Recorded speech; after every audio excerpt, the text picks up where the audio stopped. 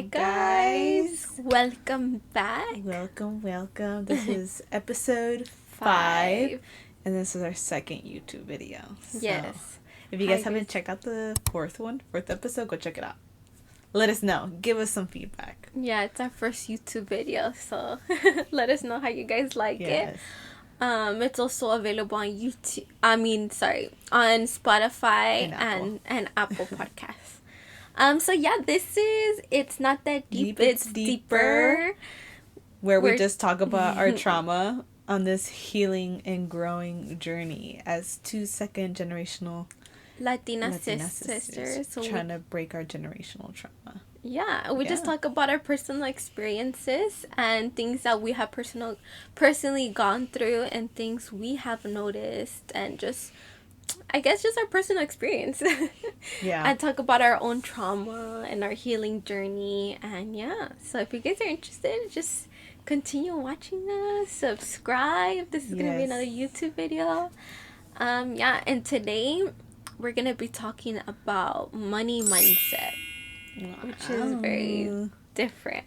I feel like when it comes to money mindset, I feel like there's a group of people who are just like, what? Like, what are you talking about? Like, like, I feel like there's people who don't really believe in it, but like the people who know, you know, and I feel like all successful people that at least that I've seen or heard of or looked into have that money mindset, have a specific type of mindset where it helps them get to where they want to be in a life filled with abundance. And like literally they not only do they find a way to make money work for them instead of working for money, but they think that way already too. So that's where we're gonna go more in depth than today. But starting off, we're gonna play our Let's Get Deep to start off the conversation card, like we usually do. Well, just like we have been doing lately. So she's gonna pick a card and then I'm gonna pick a card. Yeah. Kind of like an icebreaker right now. Okay. And our microphone's here, guys. You just can't see it, but it's and we're using one for the both of us because I don't know. Well, our second mic was like having issues, if you guys could tell in the last video. You couldn't really hear me. So we're just using one now. Yeah, but we ordered something already to get that fixed, so yeah. We're good. Yeah, we're just starting, guys. Next time we'll have two mics. I can't get one out. Hold on.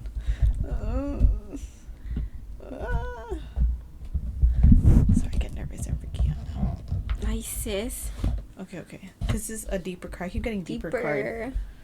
Deeper. Okay. Wow, that's interesting. It's like the universe knew. How would your parents describe you? Wow, I feel like that just triggered something. Damn. Yeah, that's like probably a hard topic for you to even say. I feel like a lot of things are coming through my head right now. Sis. I know you could be like, oh my gosh, she's being so dramatic. Like, no, but like in all goodness, I guess. My parents would describe me as fodonga. Which means like what would you say fodonga is? Like, it's kind of just like, I guess, like bummy, lazy. Like, you're bummy. I like to be comfortable, in my defense, you know, but I guess they say that I'm a little feisty too. They say I can be very direct, and I don't know, I'm trying to think of something good. And beautiful, I guess. That's true, they do always say that. Yeah, they do always tell me that I'm beautiful, but wow, that was so much more harder than I thought it would be. Yes.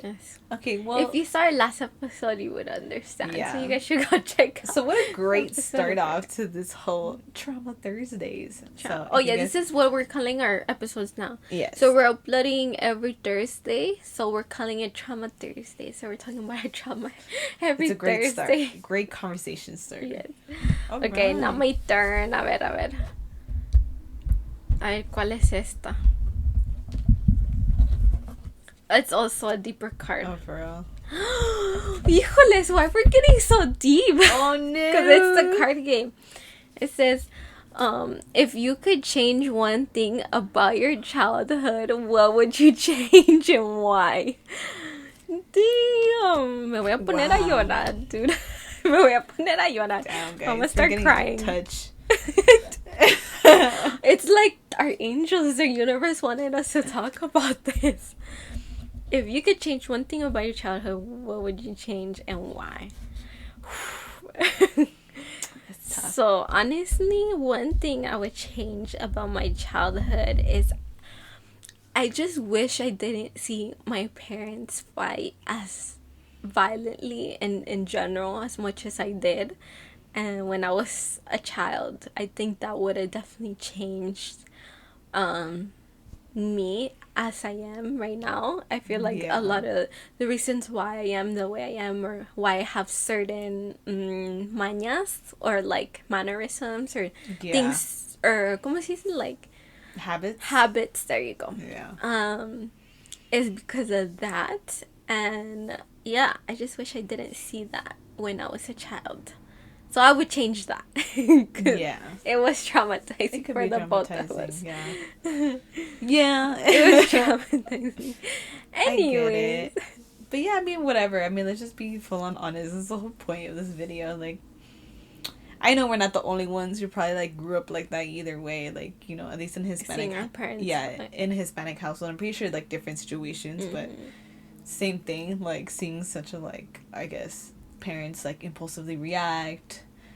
And, like, even then, too, like, with my dad, like, you know, as any of you can know, I'm pretty sure there's many, or a few people can relate who have, like, an alcoholic parent, like, when they get, you know, an alcohol. Not, like, at least in our case, thank God, my dad didn't really get violent, but it was just, like, a lot of, I guess you can say, like, outbursts. Like, he would get violent, but not with us. I feel like he would just get violent with himself, if that makes sense. That's true. Like, in a sense where it was, like, now that I look back on it, it was, like, my dad didn't have or never felt like worthy or had like felt like he had self-worth. And we definitely, like, as we are older, we've had that talk with him where, you know, like, we've gotten to understand him more, understand his traumas, and it's true, like, my dad never felt he was worthy, or he never saw his self-worth.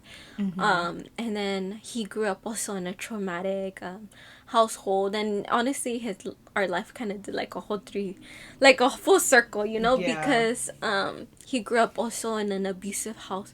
Well, our household was not I wouldn't say exactly abusive, but he grew up in an abusive household, and a household where there was drunks, like his whole family had like an alcohol problem, like, including my grandma, his mom.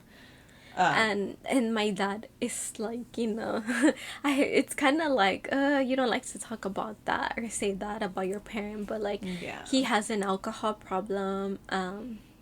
He's not as like bad. He's not like the worst alcoholic, or we're at this point where he's like finally accepted it, because it took us a long time for him to even accept that he was an alcoholic. And he always had an excuse to drink, or why he drinks. It's probably like a mid-low level of alcoholism, but it's definitely alcoholism.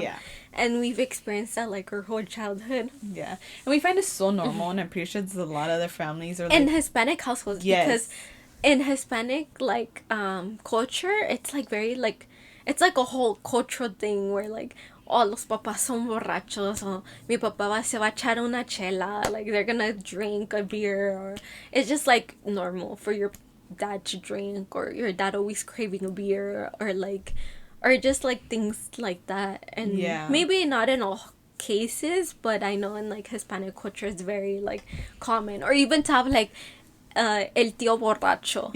Like, you guys probably all have. Every family member has a tío borracho in there somewhere. And if you don't have one, it's probably you. It's probably you.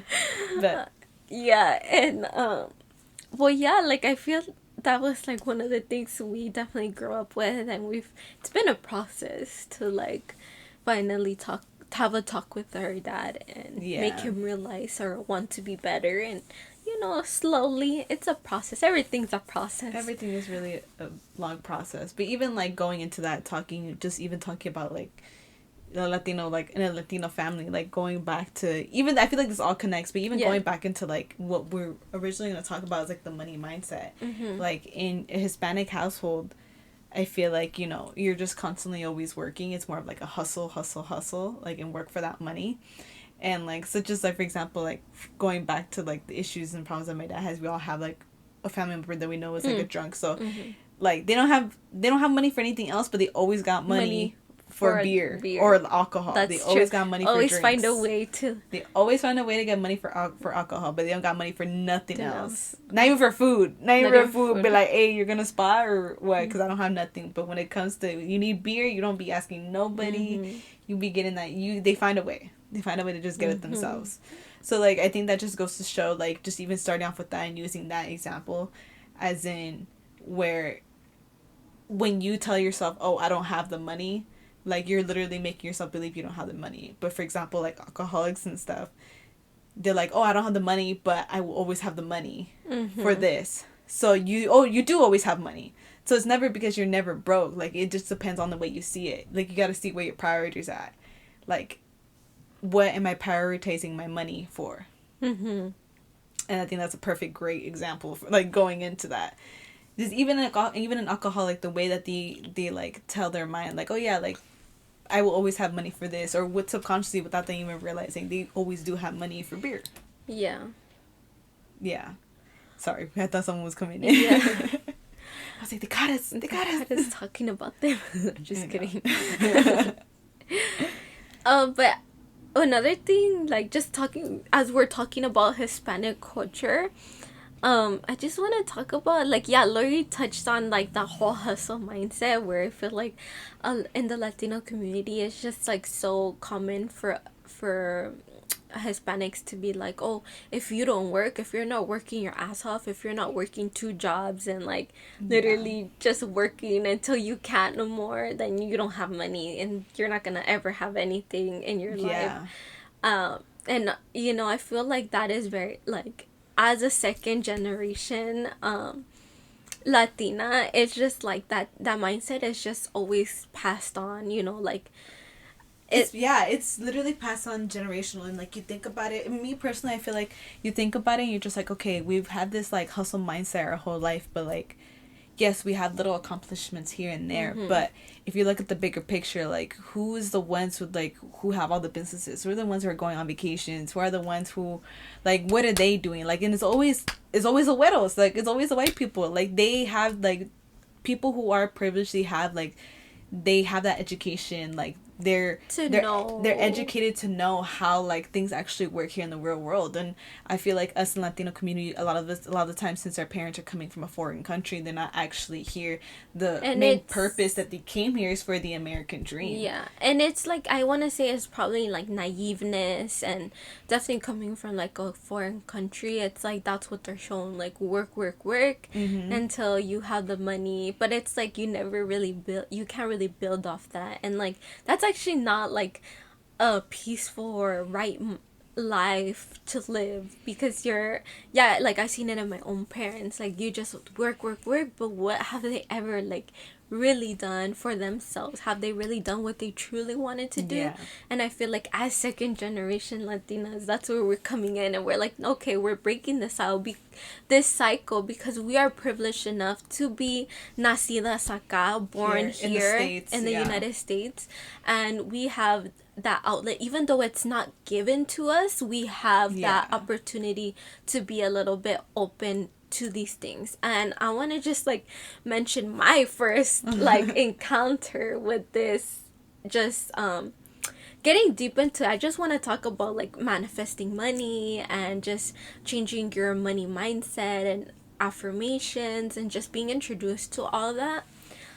I first got, like, what the heck, like, introduced to it one time when I was on Netflix, and I was like, I was scrolling through, and then I'm pretty sure everyone has heard about The Secret, and like, that was the first time. The Secret on Netflix. Yes, actually, that's, I think when I first started getting into it too, somebody recommended me the show too as well. Yes, it's very basic. They go into like very basics. Like, once you watch it, you still are kind of, you have questions still. You're still like, wait, what do you mean? Yes.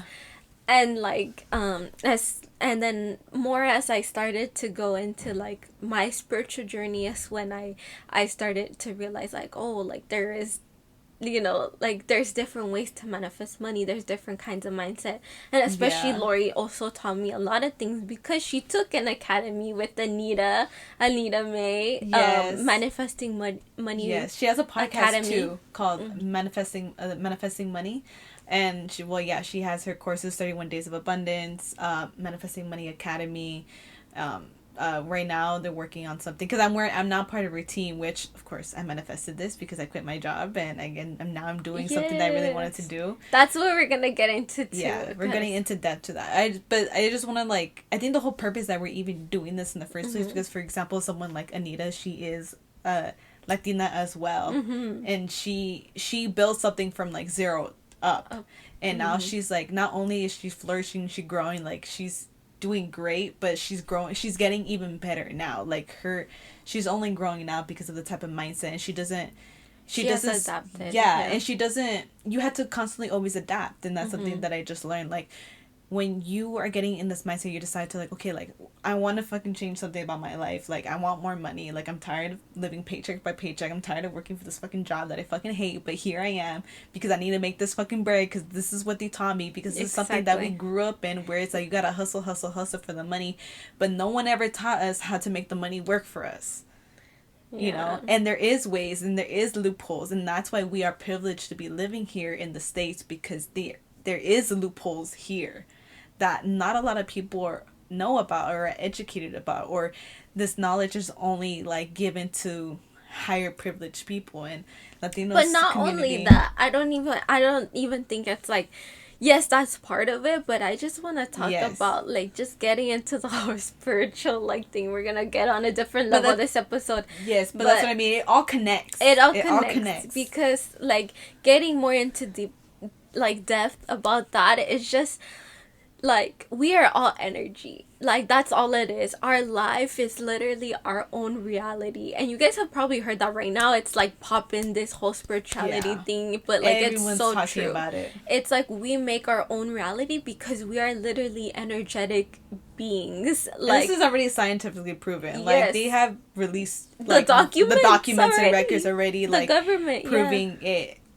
For it to be this, like what do you think you learn in science about the elements and like all these little bits and pieces of cells and neurons in your brain? It's all energy. But it's like everything connects. Like if we can guess, like this is a long conversation for us, really because like even I'm pretty sure the people who know exactly what we're talking about. That because it goes so much more into depth and deeper. Because that's what I mean.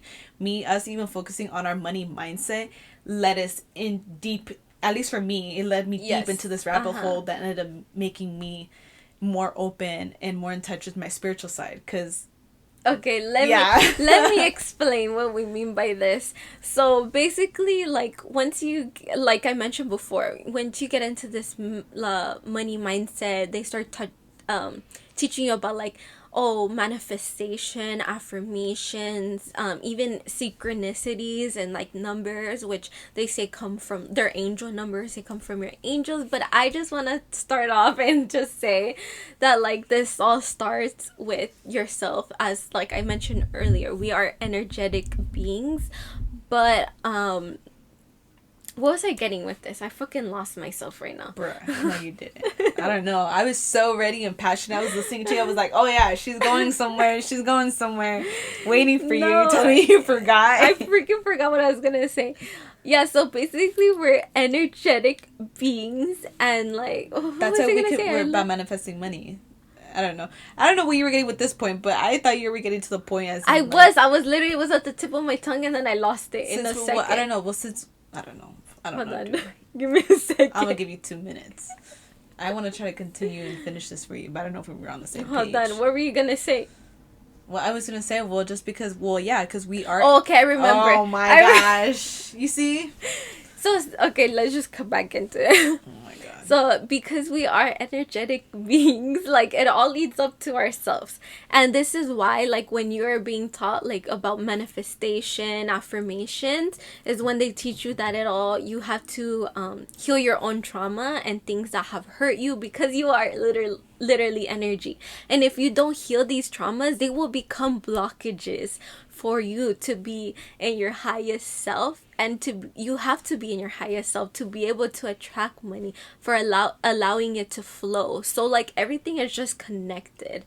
So it's not just like, oh yeah, I'm gonna do these affirmations, which honestly would help, but on the long run, if you want like if you want a long-term effect, money, yes. If you, well, not long term, if you want the money to last, like just long term, like you had to stay in this type of mindset. You had to actually invest time in yourself, in like spiritually and mentally, and then just getting into this whole mindset. And like I used to listen to these like affirmations and like these motivational speeches in the morning on my way to work before. And one thing that stuck with me, and one of the quotes was saying that your financial situation will never go beyond your self-development. Yes, that's and so true. I was like, wow, because even they said it, because you could have a jump in your financial situation and you think, oh my gosh, okay, this is great, but it will only be temporary. It will only last up to for that moment. It will only be for that moment, and it will only last for a certain amount of time. Because if you're not working on your self-development and your self-growth, then how can you get into that type of mindset and that type of that reality that you want it to be yours? You know, and a lot of the successful people can tell you the same things. I'm pretty sure if you go on Instagram and stuff, like you see people in their stories, and every successful person has basically always said the same thing. Like the other day, I was watching, the the Hot Wings show where Hot Ones, the Hot Ones show.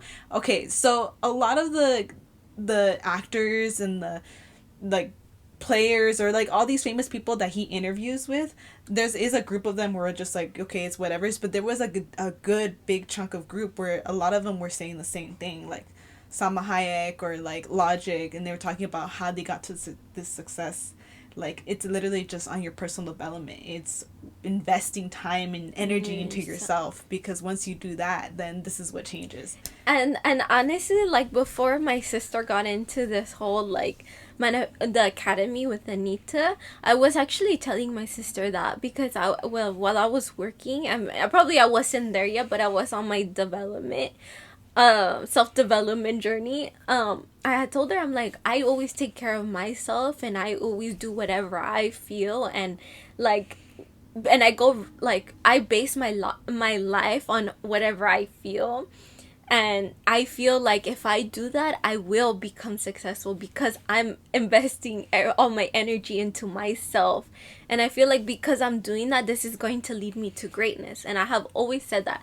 And that was before, like, I just knew it. I just knew it inside of me, where I was like, if I continue just doing this, then I'm going to it's going to lead me to where I'm meant to be and what I'm meant to do. And like, even going into that, Lori has her own story about like her whole leaving her job.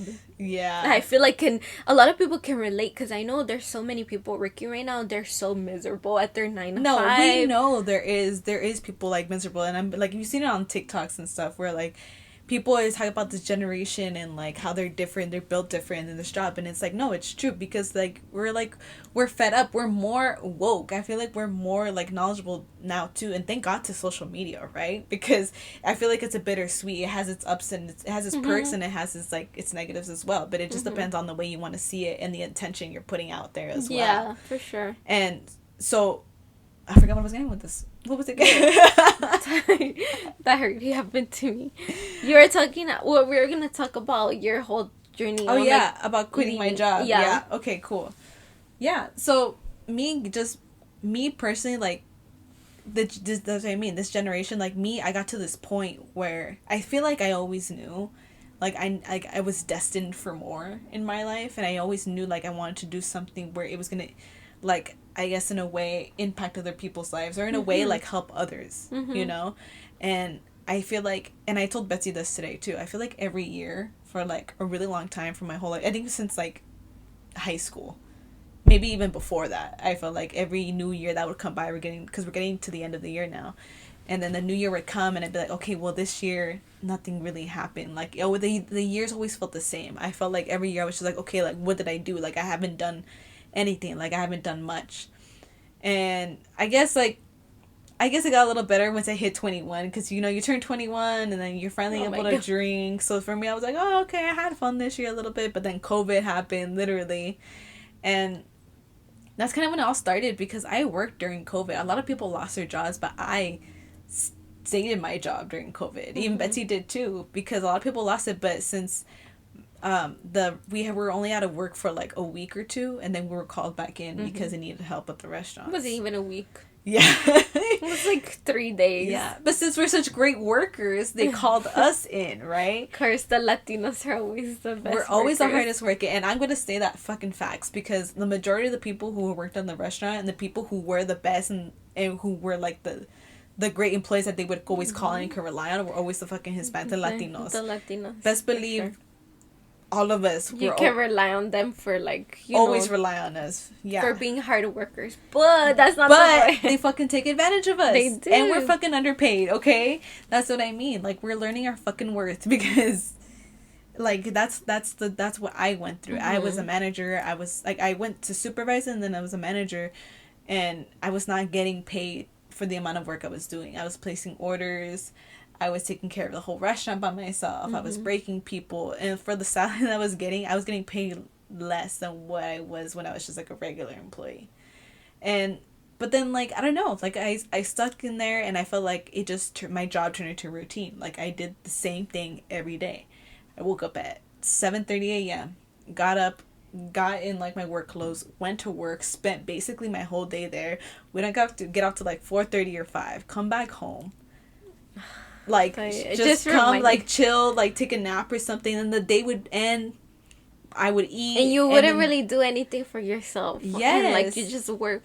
Yes, work, and then on my days off, you wouldn't do anything for yourself, because you just want to rest. You just want to rest, but even then, you can't rest, because at least for me, I had to do my laundry, I had to do grocery, or I had to go run errands that you can't do while you're working. And it just became into this constant routine where I was just like, what the fuck am I doing? Like, there's no way. And I always question. This is it. Yeah, and I always questioned it. I always knew it, like, when I was younger, and I feel like as I got older, I was just more brainwashed into just like accepting it and not questioning it anymore. And I think this is how it's supposed to be. This is like what everyone does. Yes, and then I had a shift in that moment. Like, I think it was just one day I was at work and I was just so unhappy. Like, the days went by and I feel like I was just getting more unhappy every day. And I was at work and I felt fucking miserable. Like, it was dead, it was slow, but I was like, I do not want to be here right now. Like, I want to be at home. It's a cloudy day. I hate cloudy, rainy days. I want to be at home, snuggled up in my fucking blanket, drinking some fucking champurrado or hot chocolate or something, watching fucking Netflix and just chilling. And for some reason, siempre me tocaba, like, I always had to work when it was cloudy and raining. Because it was in the mornings. You work morning shifts. I worked the morning shifts, but, like, I would rather have that than fucking work at night, because then you feel like you don't have enough time in your day to do anything. And I'm pretty sure a lot of you can go and relate to me. So this is where I was at, right? Which I'm pretty sure a majority of you guys know exactly, or are probably at, like, at that point right now. And so I was just fed up. I was just questioning myself. I started questioning myself again. I was like, there's no way this is just it. There's no way I just get a job, or even, like, when I just think about, okay, what if I go back to college? But, like, school was never, like, never felt right. It never felt right. It never was for me. And I'm like, okay, what if I go back to school? But then getting into the restaurant industry, you meet so many people, and I met so many coworkers where they had their degree already. They went through college. They had the degree. They did whatever it is they had to do. They did everything right. And yet you're still working. Yeah, you did everything right in society's eyes, right? But then you're still working at a fucking restaurant job. And you're still working as a waitress, because you're making more money off of tips than you are, with a degree that you spent fucking 4 to 8 years studying for. Yeah. And now you're in debt with a loan. Like, make it make sense. Like, this is things like this that I was just like, this can't be right. Like, this is not it. It can't just be it. And then you hear stories of, like, really successful people's, like, who was it, like, Steve Jobs, Bill Gates, people like that, where, like, they drop out of college, or, like, they unfinished, like, they don't finish something, they don't finish college, and they just go do what they want to do. They go pursue what it is that they're really passionate about, and then they become successful. And I was just like, imagine just all of us would just have that, just take the risk, because I feel like we're just so brainwashed and we're so used to like living in fear all the time. Yeah, but it has a lot to do with our own traumas too, because we're the only ones holding ourselves back from being at our full potential. Because like if you realize it, fear stems from trauma. Any feeling of fear or just, and that comes in finance and in money mindset as well, because a lot of us don't realize is that generational traumas affect the way we think and the way we view money as well. And even I want to talk about, are you done? No, go ahead. Sorry. I wanted to talk about like my personal journey with my money mindset in general, because it was definitely a process. I definitely had the right idea from the beginning, like I told you, where I was like, oh, if I just invest time in myself, everything's just gonna lead me like to the right place. Like everything's just gonna fall in place. And in a sense, I guess it really did, because eventually it came a time where I remember this one time me and my sister went to eat, and I had this whole realization. I don't know if I talked about it before in a podcast, but we're eating, and I told my sister, like, oh, I remember, it's because it was during a period where me and her were doing a lot of meditation, and something came up where I was just like, oh, I don't know, I've been feeling like this one memory keeps popping up. And I told my sister, like, oh, I remember when I was small, and I was probably like 3 years old, and I remember because I could fit under the table, and I remember just seeing my parents, and they were just like stressed out about money, and they were just talking about like, oh, how are we gonna do it this month, like, oh, we need to cut down on this and that. I remember being 3 years old, and I was like I understood their stress and what it was about, and I was like, oh, I never want to be in that kind of position in my life ever, to ever feel that way. And like I kind of always like knew that my parents like struggled with money, and in a sense I adopted this mindset where like in high school I wouldn't let myself be in clubs because I was always like concerned about my parents' financial situation, or I would always like, there was things that I wanted to do, and then I would always like, I would put it on myself. I would be like, no, yourself, I would limit myself, and I would be like, no, like my parents, I don't want to stress my parents out with that, even though like it wasn't my fault, and like they would do anything possible to pay for anything I wanted to do or anything that I ever wanted. And I swear I told Lori, like, oh shit, like I was just started crying. I was like, like you just kind of have like a breakthrough moment where you realize you're also like, this is a trauma that has also been lingering attached to you for a long time without you noticing, and it does affect your money mindset. And once I realized this, I was like, whoa, like, it's just a whole like transformation thing. You're just like, you know what, I am worthy of doing things that I want to do. And then after that happened, it's just like, I had already also been unhappy at my job, because I was always saying, like, if I just, like, instead of being here at this job, I could be investing time in myself, doing things that I want to do. I could be meditating right now. I could be going on a walk in nature and doing these affirmations and working on exactly what I want to do. Everything that I feel, everything that I'm dreaming of, just work on it, work on me. And that's all I wanted. And I was just more than happy at work, just being there and serving other people and just like seeing everyone enjoy their day. I was just becoming more and more unhappy. I was just like, I need to invest. Bitter. We're becoming bitter. Like, if you guys like don't work in like the customer service, when I mean customer service industry, I mean like restaurant industry type of things, like you guys won't get it. Like, there's a lot of people who never worked in the industry and they go into like a restaurant. You guys don't understand like the shit the workers have to deal with. Like, that's a lot. The shit that we have to deal with, and the attitude and the neediness and of the privileged people that we have to deal with, because they're coming to us. It's not like even that. It just, people it's everything. It's everything. Yes, it is everything. But it's like, there's a lot of like, everyone has issues. Just as we have issues, everyone in the world has issues and traumas, and they reflect it. Yes, and it's not personal. Like, I know that now. Like, whatever someone else does that like could possibly make you upset. Like, it's not personal. It's because they have their own problems. Like, they're just reflecting and they're reflecting it onto they're reflecting you. their own problems and on hurt onto you. But that's draining too. Imagine working there and then you have to deal with everyone else's like poison literally getting like for, spat at you, and like you're just trying to work 6-7 hours for like 6-7 hours serving people, constantly being in contact with people's energy. It's very draining. It's tiring. It's like physical work too, and like that's what we were. Oh, because I was a server, Lori was a manager, so she would do everything, and it was just I don't know. It's just very draining. It's exhausting. Yes, it's exhausting. And it's not fucking fair. Like, sorry. And like to come to the point where we decided to leave our job was actually very hard for us. Like we mentioned before, and I think any Latino can like relate. Leaving your job, especially in a Latino community, and it's like a big thing. It's a big deal. I feel like a lot of us kind of like, at least for me, I feel like just what I can see in the Latino community, I'm pretty sure like it's hard, like for us to even quit a job. It's hard because even when we do quit a job or we don't have a job, it's almost like it's always like it's almost like you freak out, I guess you can say. Like if you're jobless, it's like a big thing. Like you're constantly always looking for work. But it's because it's like we're leaving behind a traditional belief that has stemmed throughout our family. And, it's like we're leaving that. Yes. And that's hard because that's a whole transformation that we're going through. We're trying to shift our mindset to something else.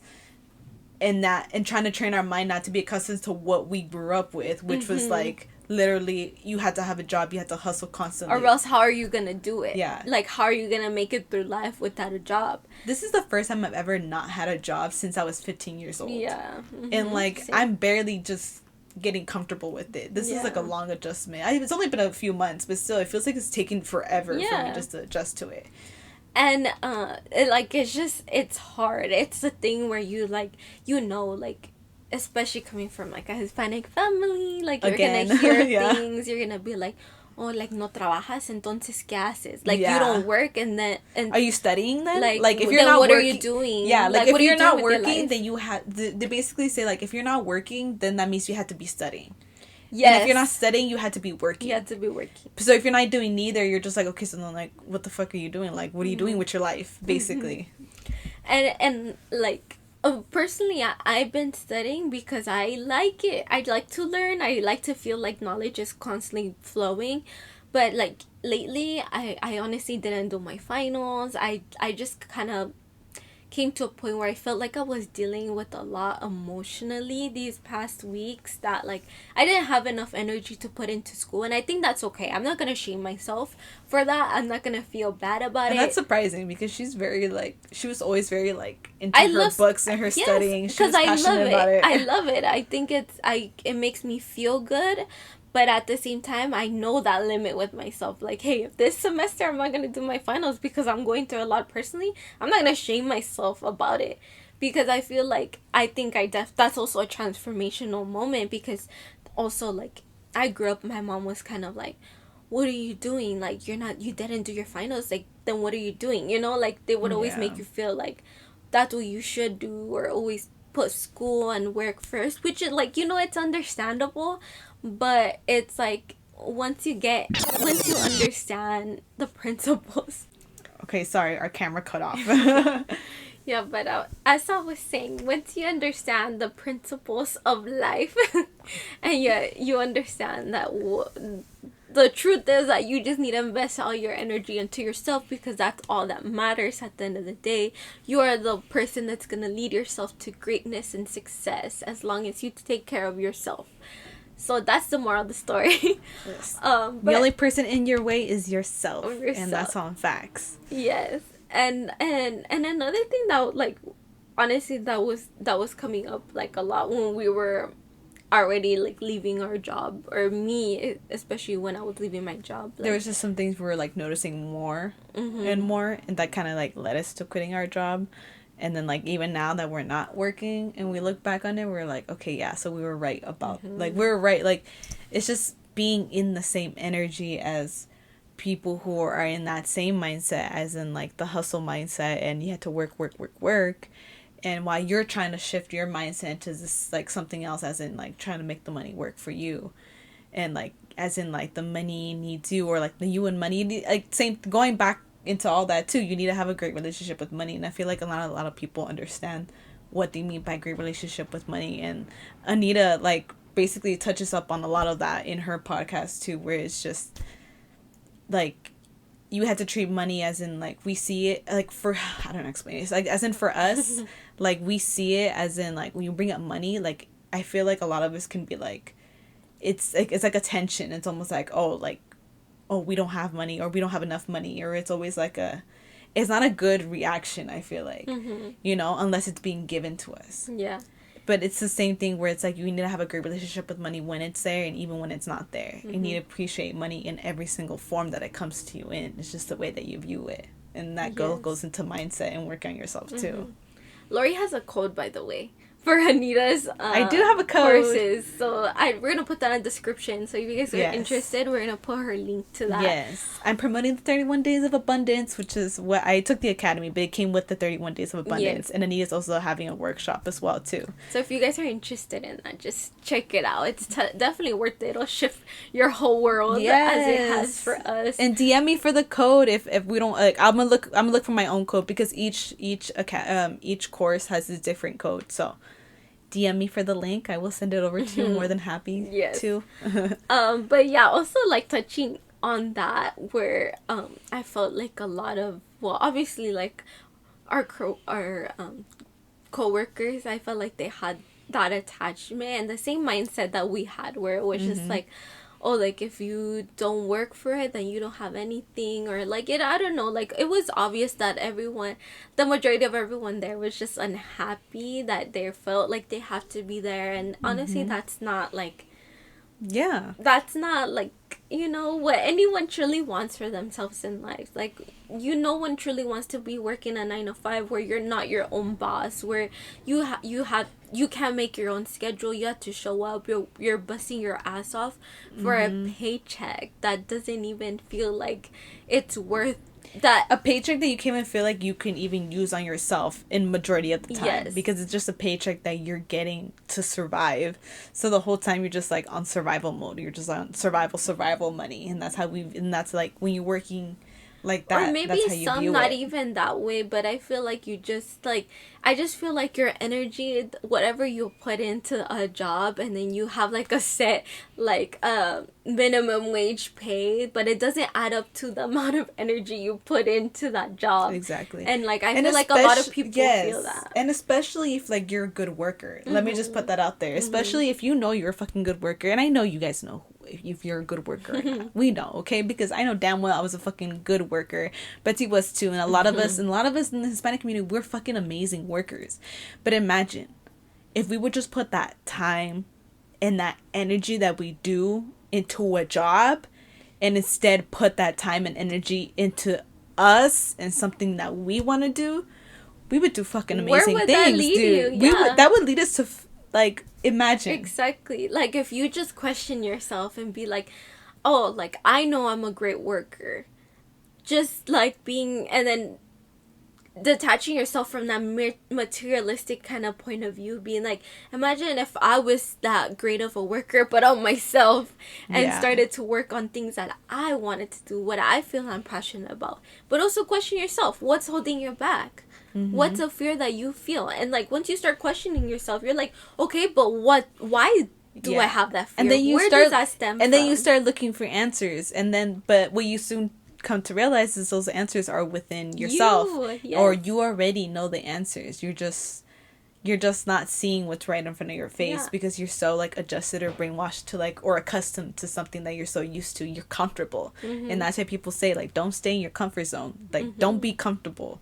In order to succeed and go get what you want, you need to be comfortable with getting uncomfortable. That's you need to allow yourself to be in uncomfortable situations, because that's the only way you're going to be able to grow and come out of that fear that we have been living in, and just fucking go for it and do it. Yeah, and then we understand it's nothing easy. It's not easy. I was terrified. Yes, we can just tell you like, oh, do it, like just do whatever you want, but it's not that easy, because I don't know why humans and adults are like that, where we think so much more into it. Like we're just like, oh no, but if I just do this, I'm, you know, like you have a bunch of fears. It's because we're just stemmed through fear. Like all the decisions, and let's just be honest, every decision we make, or majority of the decisions that we make in our lives, is based off of fear. Like when we hold back ourselves from doing something that we actually really want to do, it's because it's fear is what's holding us back.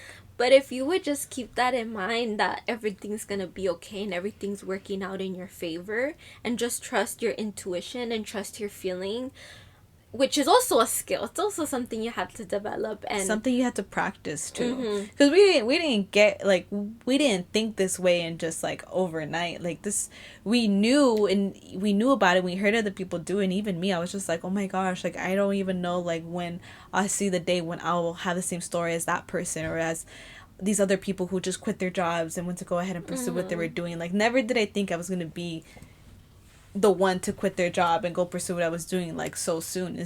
But not even so soon, but just so like abruptly, like just out of nowhere. But it's just putting in that work, literally practicing. Yes. And our life is a journey, like, you know, and everyone knows that, like, our life is a journey, and imagine if you would just focus that journey completely on yourself and not on anyone else, or not, like, understanding that at the end of the day, you are in control of your own journey, of your own life, of your own reactions, and that truly no one really else affects, you know, tu camino, and like your journey, you know, your path, that you are the one who creates it.